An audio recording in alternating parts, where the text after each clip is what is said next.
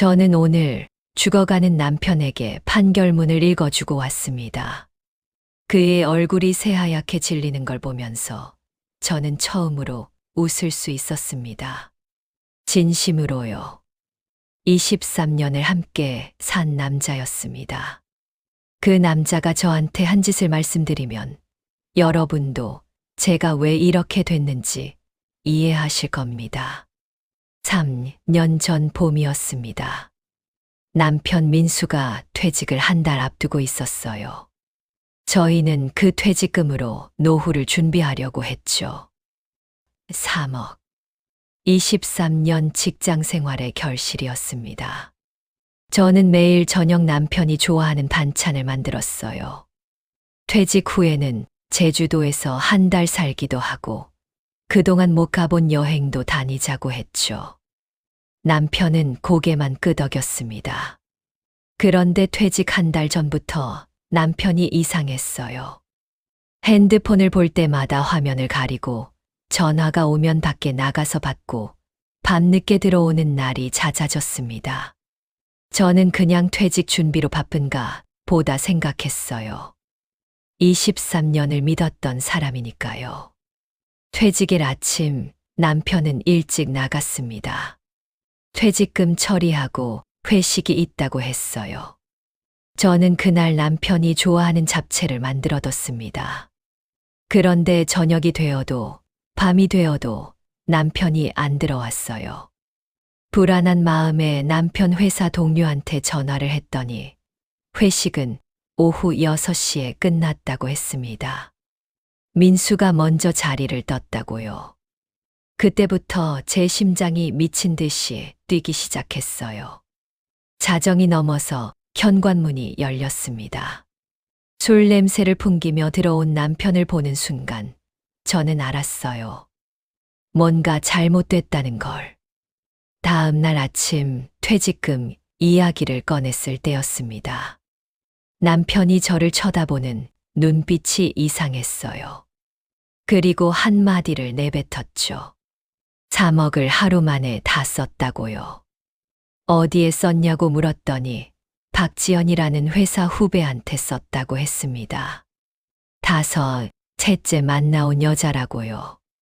저는 그 순간 세상이 무너지는 걸 느꼈어요. 남편은 그 여자한테 3억을 다 썼답니다. 빚 정리해주고 카페 차려주고 새 집 전세금까지 넣어줬대요. 그리고 오늘부터 그 여자와 살 거니까 이혼하자고 했습니다. 믿을 수가 없었습니다. 남편이 거짓말하는 것 같았어요. 지금 이런 일이 내게 일어난다고 한결같이 믿음으로 지탱해온 우리 부부 아니었나. 여보 거짓말이지. 주섬주섬 말을 찾아 건네는 저에게 남편은 단호한 듯 무표정으로 거짓말 아니야. 당신과 지금까지 살아온 세월이 아까워. 이제는 나도 내가 사랑하는 사람과 자유롭게 좀 살고 싶어. 그러니까 그냥 좀 이혼하자라고 하더군요. 그날로 남편은 짐을 싸서 나가버렸어요. 23년이었습니다. 28배 결혼해서 51까지 제 인생의 절반을 바친 시간이었어요. 저는 아무것도 할 수가 없었어요. 아무 생각도 나지 않았어요. 그냥 울다가 가만히 있다가 울다가 가만히 있다가만을 반복했어요. 이 순간 아무에게도 말할 수도 없고 이렇게 가만히 버텨야 하는 것조차도 서글프고 초라했어요. 며칠 후 아들 준호한테 전화했을 때 아들은 분노했어요. 이미 남편과 통화를 했더군요. 남편이 그냥 니네도 니네 살길 잘 찾으라고 했다더군요. 그래서 무슨 일이 생겼구나 싶어서 저한테 전화한 거였어요. 딸 민지도 마찬가지였습니다. 두 아이 모두 아버지한테 연락을 끊겠다고 했죠. 일주일 후엔 이혼 서류가 배달됐어요. 제3분할은 반반으로 하되 퇴직금은 이미 소진했으니 현재 남은 재산만 나누자는 내용이었습니다. 남은 재산은 전세 보증금 8천만 원이 전부였어요. 3억이 4천만 원이 됐습니다. 저는 변호사를 찾아갔어요. 평생 법 한 번 안 배운 사람이 변호사 사무실 문을 두드렸습니다. 변호사 말로는 퇴직금을 몰래 빼돌린 건 재산은 이익이 맞지만 이미 써버린 돈을 돌려받기는 어렵다고 했어요. 그 여자한테 받으려면 불법행위로 소송해야 하는데 증거가 필요하다고 했습니다. 증거. 저한테는 아무것도 없었습니다. 그날 밤 저는 한강을 바라보며 서 있었어요. 제가 살아온 세월이 허망했어요. 나는 뭘 그렇게 사람을 믿었나? 아니, 믿는 게 당연한 거 아닌가? 서로 사랑하고 의지하고 보듬어주면서 그렇게 살아온 게 아니었나? 그동안에 내 남편은 가면을 쓰고 거짓말을 하고 그 여자와 히히덕거리면서 나와 이혼할 날짜만을 생각했던 건가? 배신감과 분노, 그것을 넘어서 제 자신한테도 비난을 퍼붓기 시작했어요. 28배 결혼해서 단 한 번도 바람 피울 생각 안 하고 시어머니 10년 모시고 아이 둘 키우고 매일 새벽같이 일어나서 도시락 싸주고 그게 제 잘못이었나 싶었습니다. 나는 왜 헌신적이었던 건가? 나는 왜 사람을 믿었던 건가? 왜 그렇게 아끼고 알뜰살뜰 아둥바둥 거렸던 건가? 정말로 내게 지금 남겨진 건 이건가? 내가 이 정도밖에 안 되는 존재였나? 한참을 울다가 문득 정신이 들었습니다. 한강 근처에 있으니 순간적으로 뛰어내릴 수도 있겠다는 생각이 들었어요. 그래서 얼른 정신을 차리고 발길을 돌렸습니다. 가만히 당하고만 있으면 안 된다는 생각이 들었어요. 저는 그날부터 움직이기 시작했습니다. 먼저 남편 회사 사람들한테 연락했어요. 남편이 집으로도 자주 초대했던 회사 동료와 후배들입니다. 남편이 근속을 오래 했기에 친하게 지내던 분들이 많았거든요. 같은 동네에 사는 이웃도 제법 되고요. 박지연이라는 여자에 대해 물어봤습니다. 다들 아는 눈치더군요. 5년 동안 회사에서 소문이 자자했답니다. 저만 몰랐던 겁니다. 그중 한 분이 귀띔을 해줬어요. 그 여자가 인스타그램에 사진을 많이 올린다고요. 저는 그날로 박지현의 인스타그램을 찾았습니다. 계정에는 제주도 바다, 고급 레스토랑, 명품 가방 사진들이 가득했어요. 그리고 남편이랑 찍은 사진들도요. 대놓고 얼굴을 보이게 찍지 않았지만 뒷모습. 깍지 낀 손만 보아도 제 남편인 걸 한눈에 알 수 있었습니다. 출장 간다고 했던 날, 야근한다고 했던 날. 전부 거짓말이었던 겁니다. 저는 그 사진들을 하나하나 캡처했습니다. 날짜, 장소, 해시태그까지 전부 다요. 그리고 남편 명의 카드 사용 내역을 조회했어요. 저는 남편 카드의 부가입자였거든요. 가족 카드 쓸 때문에요. 내역을 보는 순간 온몸에 소름이 돋았습니다. 제주도 항공권, 고급 호텔, 레스토랑. 인스타그램 사진과 날짜가 정확히 일치했어요. 이게 증거였습니다. 저는 그날부터 미친 듯이 증거를 모았습니다. 은행 거래 내역을 전부 떼어냈어요. 퇴직금 3억이 어디로 나갔는지 추적했습니다. 카페 인테리어 비용 8천만 원, 전세금 1억 5천만 원, 박지연 명의 카드 빚 대납 4천만 원. 그리고 집에 남아있던 서류 뭉치를 뒤지다가 카페 인테리어 계약서를 발견했어요. 남편 명의로 된 거였습니다. 전세 계약서도 있었어요. 남편이 깜빡하고 두고 간 게 분명했습니다. 1억 5천만 원짜리 아파트. 계약자는 박지현. 증거가 다 모였습니다. 저는 다시 변호사를 찾아갔습니다. 이번엔 손에 두툼한 서류 뭉치를 들고요. 변호사는 서류를 보더니 눈빛이 달라졌어요. 이 정도면 승소 가능성이 높다고 했습니다. 퇴직금의 절반인 1억 5천만 원, 거기에 위자료까지 합치면 2억 정도는 받을 수 있다고요. 소송 기간은 빨라야 1년, 길면 2년. 긴 시간이었지만 저는 참을 수 있었어요. 소송을 시작했습니다. 그 사이 저는 살아남아야 했어요. 전세 보증금 4천만 원으로 작은 원룸을 얻었습니다. 서울에서 경기도 외곽으로 쫓겨난 거죠. 51살, 경력 단절 23년. 일자리를 구하는 게 쉽지 않았습니다. 편의점, 식당, 청소. 뭐든 했어요. 하루에 12시간씩 일했습니다. 아침에는 식당에서 설거지, 저녁에는 편의점, 야간 근무. 손은 튼살이 생기고 허리는 아팠지만 참았습니다. 조금만 참자. 조금만 더. 그렇게 1년쯤 지났을 때였어요. 남편한테서 연락이 왔습니다. 1년 만에 듣는 목소리였어요. 남편은 망설이다가 말했습니다. 자기가 췌장암 말기 진단을 받았다고요. 석 달 전에 진단받았는데 의사가 길어야 6개월이라고 했답니다.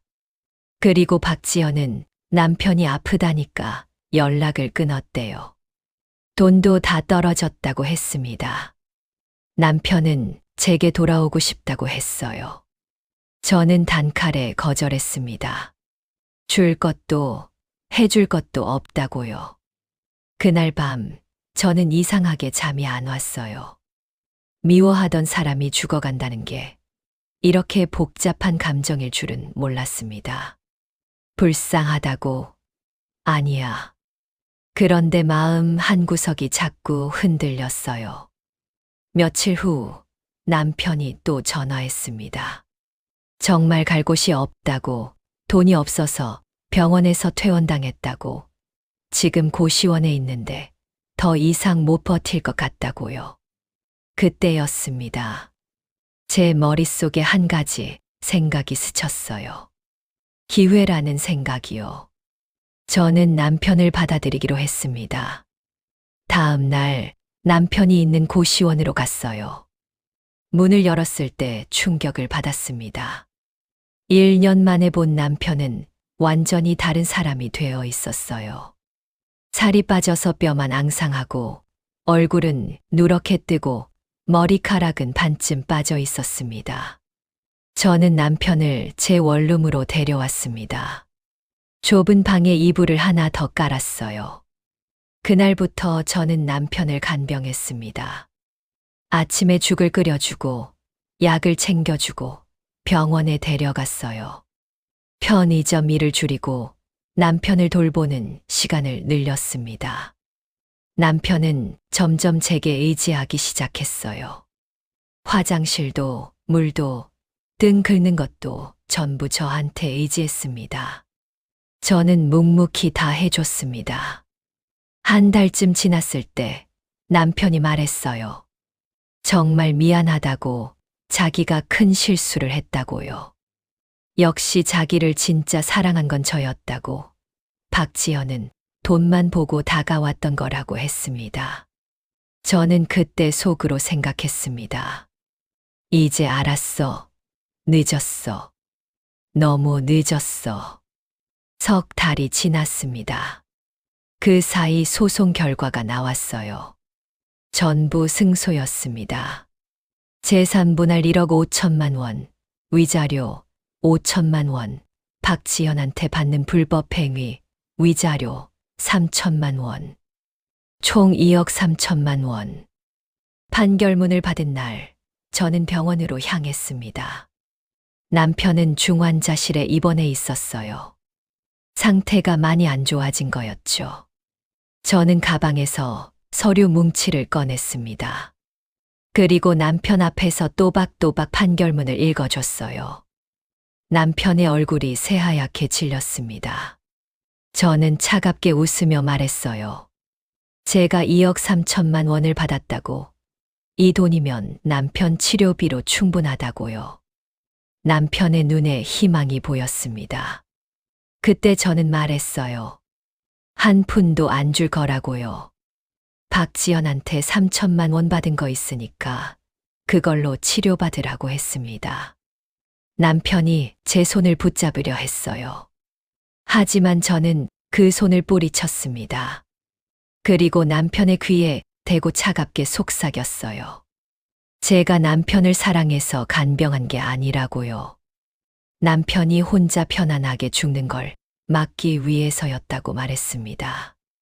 박지연한테 버림받고 자식들한테 외면당하고 그래도 희망을 품게 만들어서 그 희망을 끝까지 키운 다음 죽기 직전에 빼앗고 싶었다고요. 남편이 저한테 했던 것처럼요. 남편은 23년간의 희망을 제게 주고 한순간에 다 빼앗아 갔습니다. 저도 똑같이 해준 거였어요. 저는 남편한테 말해줬습니다. 남편은 아무도 진심으로 사랑하지 않았다고요. 박지현도, 저도, 아이들도요. 그리고 아무도 남편을 사랑하지 않는다고요. 그렇게 알고 죽으라고 했습니다.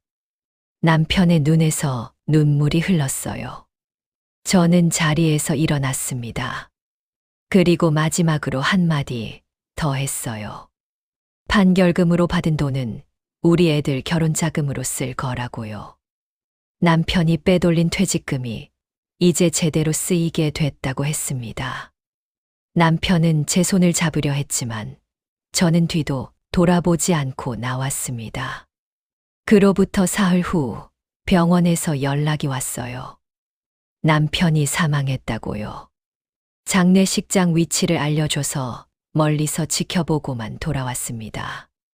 시댁 식구라곤 생전 연락 안 하던 도련님 하나 있을 터인데 마주치고 싶지 않았거든요. 저희가 이혼한다는, 형님이 바람 피웠다는 사실을 알았을 텐데 연락 한 번 없던 도련님. 그리고 자기 형이 암이라는 걸 알게 되고 보험금 얼마 나오냐고 문자 오던 도련님. 딱 그 수준의 동생이라는 생각밖에 들지 않아서 얼굴을 마주치고 싶지 않았습니다. 그래도 멀리서 지켜본 건 제 인생의 절반을 그 사람과 함께 했으니 제 인생에 대한 최소한의 예의는 지키고 싶었거든요. 멀리서나마 마지막 인사는 해야 한다고 생각했습니다. 23년을 함께 산 사람이니까요. 장례식은 초라했다고 들었습니다. 회사 동료 몇 명만 왔고 아이들은 끝까지 가지 않았대요. 박지연은 위자료 3천만 원을 갚느라 파산 직전까지 갔답니다. 얼마나 사치가 심하고 수중에 돈이 없었는지 이미 카페 보증금은 다 날려서 카페도 문 닫고 직장도 잃었다고 들었어요. 저는 받은 돈으로 작은 무인 점포를 열었습니다. 제 이름으로요. 아들 준호가 결혼한다고 했을 때 저는 축의금으로 5천만 원을 줬어요. 딸 민지한테도 똑같이 해줄 겁니다. 아들은 눈물을 흘리며 저를 안아줬어요. 엄마가 고생 많았다고 이제 행복하게 살자고 했습니다. 오늘 무인 점포에 방문해서 물건을 채워넣고 집으로 돌아오며 생각했습니다. 제가 잘한 걸까요? 복수는 성공했어요. 남편은 절망 속에서 죽었고 박지연은 인생이 망가졌고 저는 제 돈을 되찾았습니다. 그런데 왜일까요? 가슴 한 구석이 허전합니다. 이게 내가 원했던 결말일까? 모르겠어요. 지난 날에 대한 허망함이 아직 가시지는 않았습니다. 그리고 그 허망함을 안겨준 남편이 결국 죽어버린 것도 아직 믿기지도 않습니다. 저한테 일어난 모든 일이 믿기지 않는 일들 뿐이라고 여기기에는 저는 오늘도 살아가고 있습니다. 다만 한 가지는 확실합니다. 저는 다시는 누군가를 맹목적으로 믿지 않을 거예요. 제 인생을 누군가한테 맡기지 않을 겁니다. 서윤이는 서윤이로 살아갈 겁니다. 그것만으로도 충분합니다. 새로운 하루가 시작됩니다.